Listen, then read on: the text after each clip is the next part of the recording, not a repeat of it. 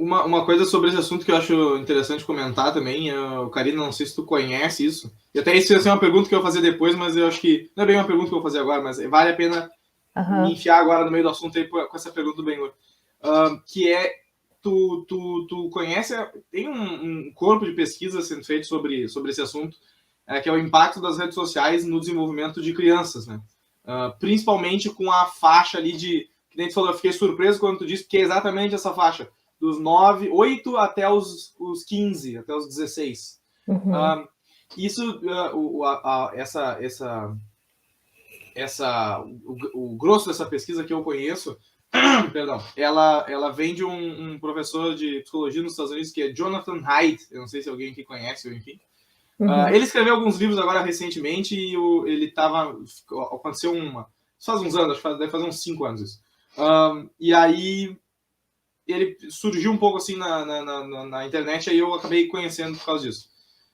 Mas há uma pesquisa que, se não me engano, não foi ele que fez, mas ele estava envolvido de algum jeito ali com as pessoas que fizeram, que é sobre o self-harm, né?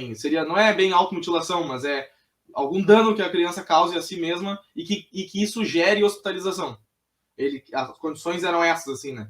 Não adiantava ser alguma coisa que fosse mais de difícil detecção, né? Tinha que ser um tipo de automutilação que causasse uma hospitalização. Ou tentativas de suicídio daí abertas, né? E que nos últimos... Desde 2008, ou seja, bem quando surgiu o Facebook, né? O que é o argumento que eles fazem, o aumento dessa estatística de self-harm para meninas aumentou mais de 100%. E que para meninos não tanto, ela não subiu tanto. E o que no final das contas, meio que as conclusões que eles chegaram tem um período crítico de desenvolvimento da criança que ela seria muito recomendado que ela não tivesse acesso a redes sociais. E esse período é mais ou menos até os 15 anos. Depois dos 15, não, esse tipo de problema ele tende a não se manifestar. E aí eu queria, assim, primeiro, o que tu acha? Se tu já viu alguma coisa nesse sentido? Ou na tua experiência, principalmente na tua experiência na área, mas também o que tu acha dessa... Se existe algum jeito, se existem estratégias para tentar direcionar e evitar esse tipo... Porque um dos problemas é o cyberbullying mesmo, essa constante incomodação que a criança vai sofrer, além da escola, por exemplo, né, que antigamente seria... ficaria preso na escola, né? Hoje em dia... Tem aquilo que, né, Pedro, acho que bem, tu colocou importante, né? Tem a questão de eu estar pronto ou alvo de uma ameaça no mundo cibernético, né? Que é alguém quer me atacar com bullying, alguém quer botar uma conversinha para me pegar, enfim, etc. Ou tem um agente de ameaça ativo, e outra coisa é a natureza da informação na qual eu me deparo e como eu reajo a ela, né? Então, acho que se eu entendi bem a tua pergunta, é mais ou menos, cara, nesse cenário assim, né? Do tipo, poxa, tô entrando na internet, né? E porque assim, esse tipo de relação entre crianças, de às vezes ser hostil e tal, ela é uma coisa que sempre aconteceu e que, enfim, são coisas que as pessoas têm que aprender a lidar, e a escola tem que se envolver, e, né, dependendo do que acontece, enfim. Mas o problema na parte de redes sociais é que isso é constante daí, né?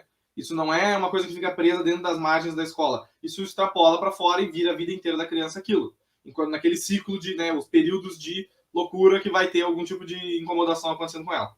Mas aí eu queria saber isso, se tu já abordou esse assunto, se tem essa coisa de navegar o cyberbullying nesse ponto de talvez seja interessante que as crianças não usem redes sociais com essa idade.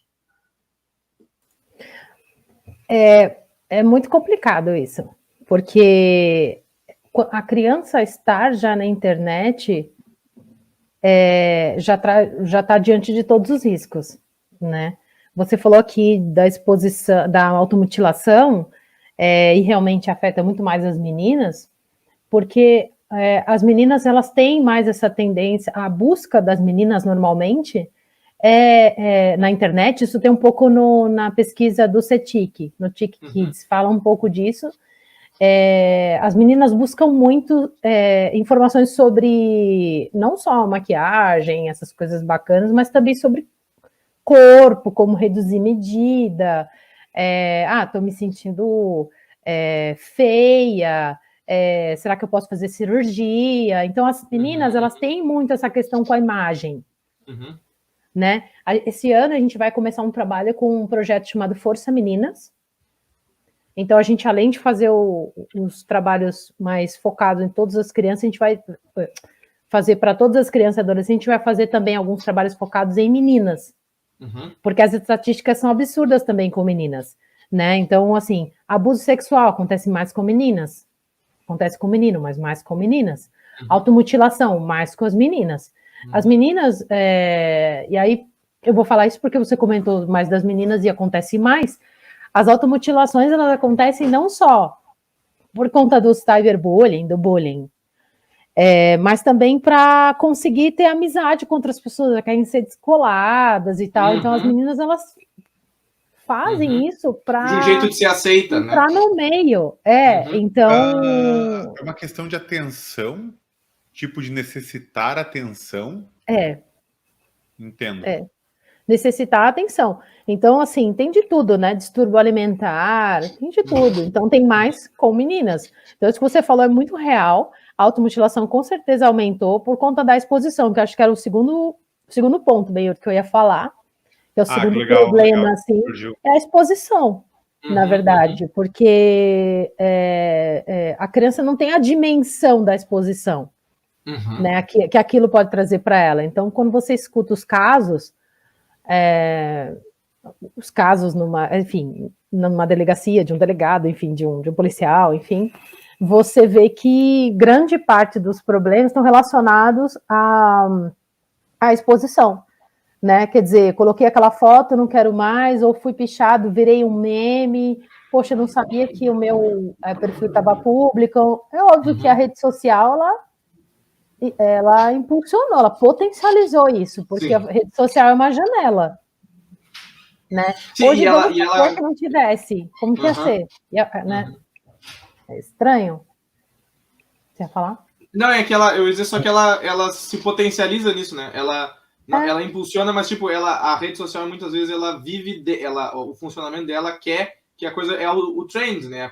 Essas coisas virais que vão andar para frente, ela faz com que esse andar para frente seja muito mais forte, né? Até porque tem uma questão que a rede social, ela é assíncrona, né? E ela tem uma durabilidade alta, ou seja, depende de como eu me exponho agora. Se eu faço um post, se eu largo um tweet, etc., eu não tô... É diferente de uma conversa ou de um modelo de interação que a gente tinha com as crianças antigamente, né? Eu falo e ficou naquele contexto ali.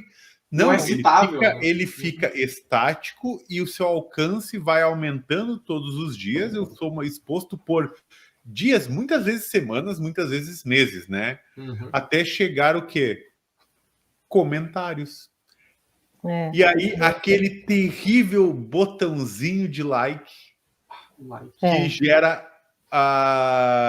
que gera comparação com o que eu fiz anteriormente e a avaliação melhor ou pior, melhor por quê, pior por quê, e automaticamente o que tem de errado comigo, né?